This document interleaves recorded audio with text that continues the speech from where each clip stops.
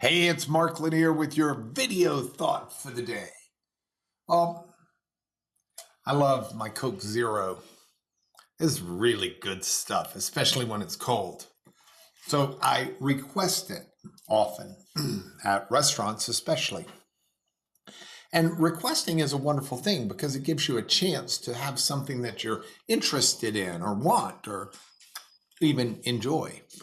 And I thought this week, for my video thoughts for the day, I would do some requests.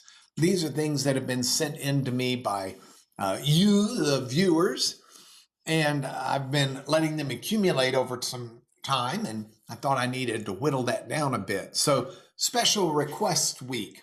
And I'll start out with one that's sent to me by a buddy who asked me if I would comment on Psalm 136. Especially the refrain, his steadfast love endures forever. Now, Kile Olam, that's right, Chazdo would be the Hebrew form of that. And you would know that phrase if you were reading this psalm in Hebrew because every verse has that phrase, for the steadfast love of the Lord endures forever. Every verse. It follows every verse. It's over and over and over in this psalm. So what is it about the steadfast love of the Lord that endures forever that makes this psalm so repetitive on that point? Well, the psalm breaks out into three sections. The first section is a proclamation of who God is. That alone tells you his steadfast love endures forever because of the kind of God he is. He is good. That's the first verse, Tov in the Hebrew. The Lord is good. Second verse says that he's the God of gods. There's no one like him. There is no other God like him. He's the Lord of lords. There's no other Lord like him. So he reigns powerfully, he reigns supremely, and he reigns over all, and he does it in a good way.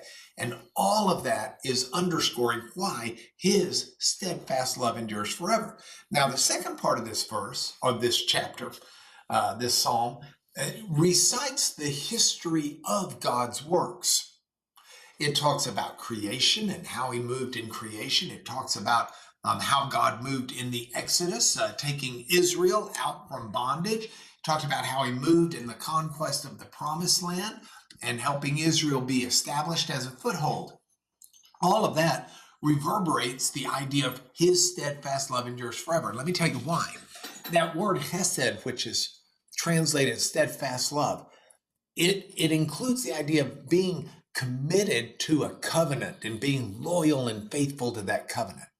And all that God has done historically and all that's wrapped up in his character are based upon his commitment to being faithful and loyal to his covenant, to his love for his people. It's not temporary. It's permanent. It lasts forever. And that brings us to the third section of this psalm, which is a very personal section. So it's gone from talking about who God is to all of the ways God's kept his covenant loyalty. And then it ends with saying, this is the same God who remembered us in our low estate or condition.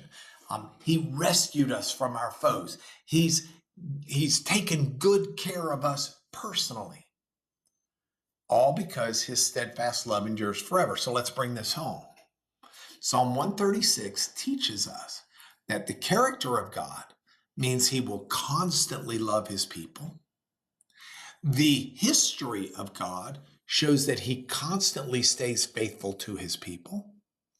And that means in the present today, he will stay faithful to you and to me. All we got to do is trust him. And that's why I've made this your video thought for today.